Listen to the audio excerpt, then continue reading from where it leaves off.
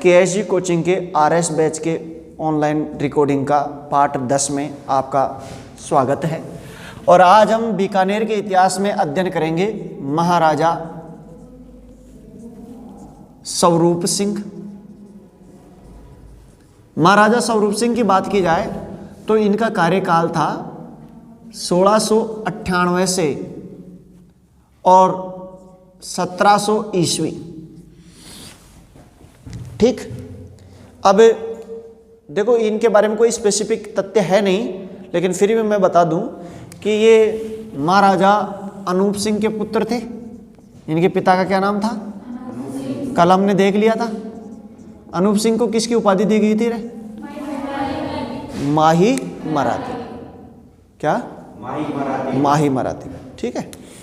और इनकी माता जो थी उनका नाम इतिहास में मिलता नहीं, और ये था कि वो वहाँ की थी, मेवाड़ की रानी थी, इसलिए इसे कहते हैं सिसोदनी रानी।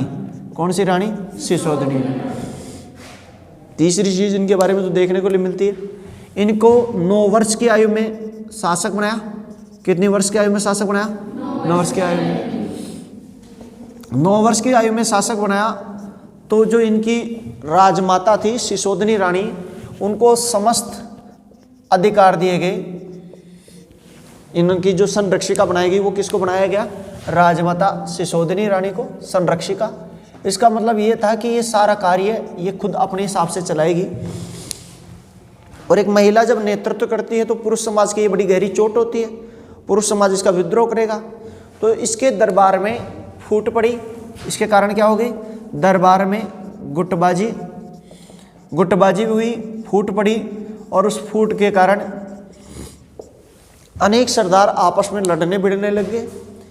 और 9 वर्ष के आयु में राजा बना, और 2 वर्ष बाद में ये चेचक से इनकी मृत्यु हो गई। चेचक से 1700 ईस्वी में चेचक से इनकी क्या हो गई? मृत्यु।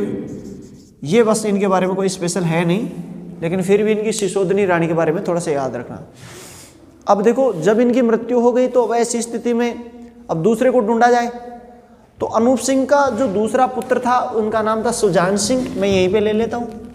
क्या नाम था? सुजान सिंह। महाराजा सुजान सिंह।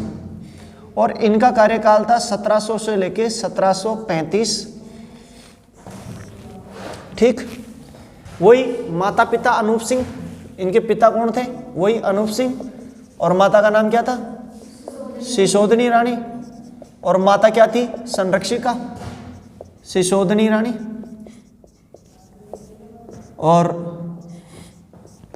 इनको संरक्षिका बनाया गया क्योंकि ये जब राजा बने थे, ये इसके छोटे भाई थे, स्वरूप सिंह के छोटे भाई। किसके छोटे भाई थे? स्वरूप सिंह के छोटे भाई। इनके छोटे भाई थे। और ये 10 वर्ष की आयु में शासक बने।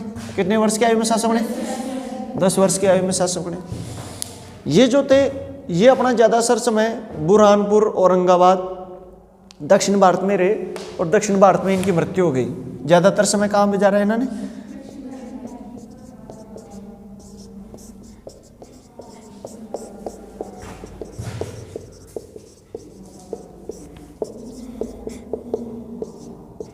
मतलब इनका पूरा जो समय है औरंगाबाद में ही गुजरा था। औरंगाबाद में इनकी मृत्यु हो गई थी। ठीक है, तो ये तो कभी आए ही नहीं है, ऐसे समझ लो। आए हो तो बस 1-2-4 दिन के लिए आए, वीकेंड में आते थे फिर चले जाते थे। वैसे ही अब देखो, स्वरूप सिंह के जो दूसरे छोटे भाई सुजान सिंह की भी स्थिति यही है। सुजान सिंह का जो था, उनकी माँ ही सारा राजकार्य संभालती थी। और उनकी माँ जब संभालती थी तो इनके ऊपर एक तो ये कि उसके समय अजीत सिंह ने आक्रमण किया था। मारवाड़ का शासक कौन था? अजीत सिंह। अजीत सिंह का नाम सुना है? कब राजा रहा था? नहीं पता? 1708 से 1724। वेरी गुड, 1708 से 1724 तक तो अजीत सिंह ने आक्रमण किया। और देखो, जब मारवाड़ के अजीत सिंह ने आक्रमण किया तो पहली बार यहाँ के राज सरदारों ने अपनी वो दिखाई, क्या बोलते हैं, एकजुटता दिखाई। और 2 सरदारों ने इसका प्रतिकार किया। एक बुकर का यहाँ का ठाकुर था, भूकरका का ठाकुर, जिसका नाम था पृथ्वी सिंह। कौन सा सिंह? पृथ्वी सिंह। एक तो ये रट लेना। एक था मलसीसर। कौन सा सर? मलसीसर। और मलसीसर का ठाकुर बिदावत हिंदू सिंह। बिदावत हिंदू सिंह, इन दोनों ने मिलकर इसका कड़ा प्रतिरोध किया और लास्ट में इन दोनों ने मिलके और अजीत सिंह को हरा दिया। किसको हरा दिया?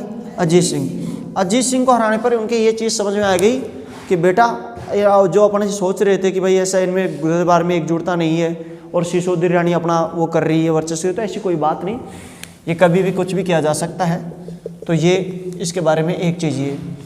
दूसरी एक और चीज़ इनके बारे में याद रखने के लिए है कि इन्होंने सर्वाधिक 7 मुगल बादशाहों के साथ कार्य किया था। ये क्वेश्चन एक बार अपन सवाई जयसिंह में भी देख लेते हैं। 7 मुगल बादशाह, क्योंकि उस समय मुगलों का पतन हो गया था औरंगजेब के बाद में, तो उन्होंने सर्वाधिक 7 मुगल बादशाहों के साथ मिलकर कार्य किया।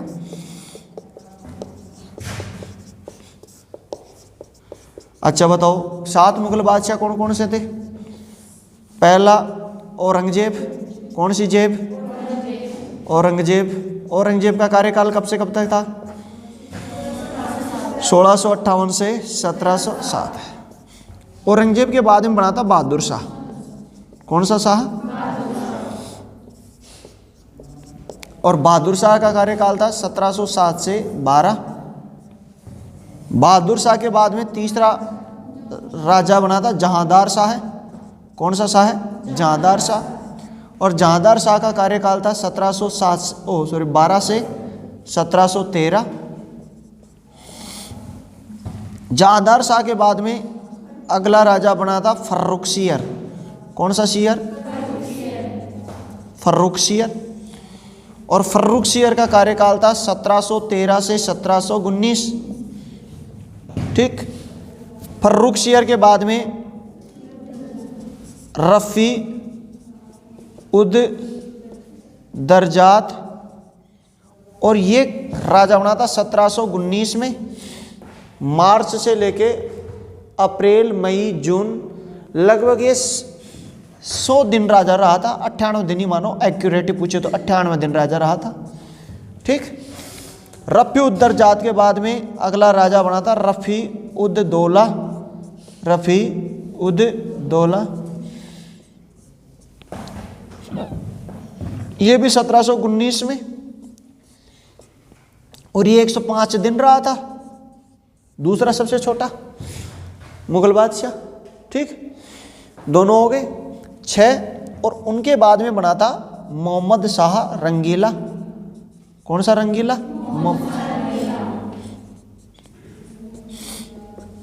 मोहम्मद शाह रंगीला का कार्यकाल की बात की जाए तो 1719 से लेके 48 तक बना था। और इसके बाद में बना था अहमद शाह। कौन सा शाह? अहमद।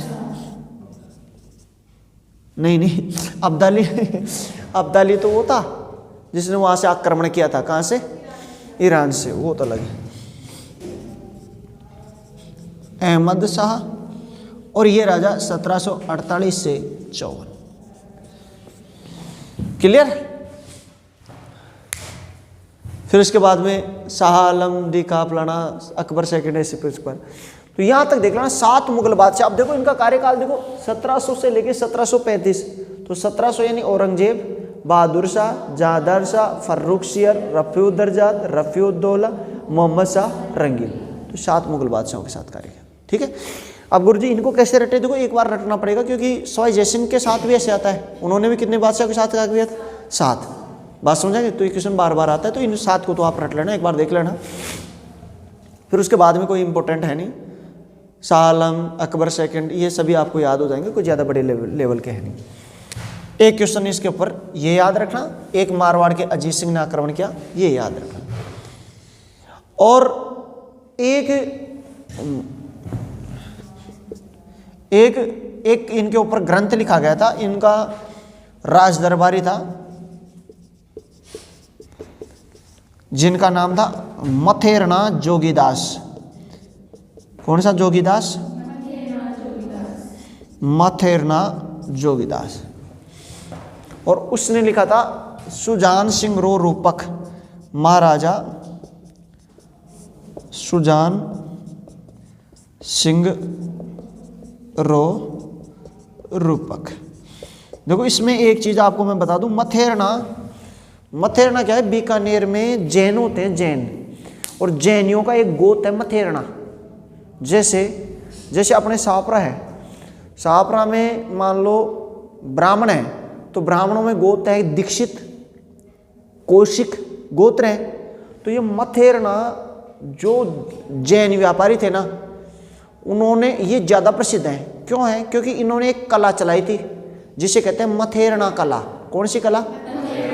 मथेरना गुरु जी, मथेरना कला का है केवल इनके द्वारा ही, जिसे कहते हैं आला गीला, अराइस पद्धति, पणा, सेकावटी में पणा कहते हैं। ये क्या करते हैं, जैसे मान लो इन्होंने प्लस्तर कर दिया, प्लस्तर करके और फिर प्लस्तर को काट के और ये फूल बना दिया। क्या बना दिया? फूल। ऐसे प्लस्तर के ऊपर, गीले प्लस्तर पर, किस पर? गीले प्लस्तर। तो मथेरना कला चलाई थी। मथेरना जैन व्यापार, जैन कलाकार थे, उनके द्वारा, इसलिए मथेरना कला भी कहलाती है। इसको आला गीला इसलिए कहते हैं क्योंकि आला गीला, आले गीले प्लस्तर पर की जाती है। और जैसे पत्ती बनानी हो, नाम लिखना हो, तो गीले प्लस्तर पर लिखते हैं ना, फूल पत्ती, तो आला गीला पद्धति इनके द्वारा ही चलाई गई थी। फ्रेंस्को ब्रूनो, आला गीला को दूसरा नाम क्या है? फ्रेंस्को ब्रूनो, है ना।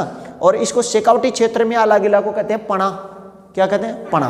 तो ये सारा मथेरनाओं ने चलाया था। तो ये मथेरना यहाँ पे आ गया, इसलिए मैंने बता दिया। ये इससे कोई ताल्लुकात नहीं, ये तो मथेरना शब्द आ गया, इसलिए मैंने इसको बता दिया इसका।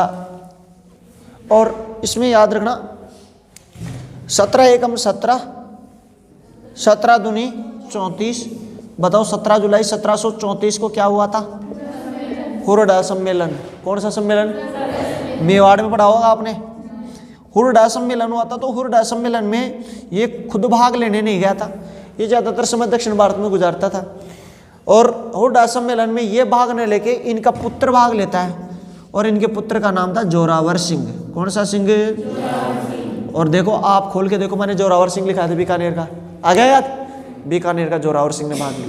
ठीक, तो इसका आप स्क्रीनशॉट लो। फिर 1735 में इनकी मृत्यु हो जाती है। दिसंबर के महीने में 24 दिसंबर को इनकी मृत्यु होती है। 1735 में इनकी मृत्यु हो जाती है। आप इसका स्क्रीनशॉट ले सकते हो। महाराजा सुजान सिंह रो रासो है, इसका दूसरा नाम है विशलपुर विजय। विशलपुर विजय इसका दूसरा नाम ये है, रासो है, ये नहीं है। अब ले लो। बोलिए आज का आनंद की, बोलिए मातेश्वरी सरस्वती मैया की, बोलिए तीनों लोक के देवी देवता की। चलो अब ले लो आप इसका स्क्रीनशॉट।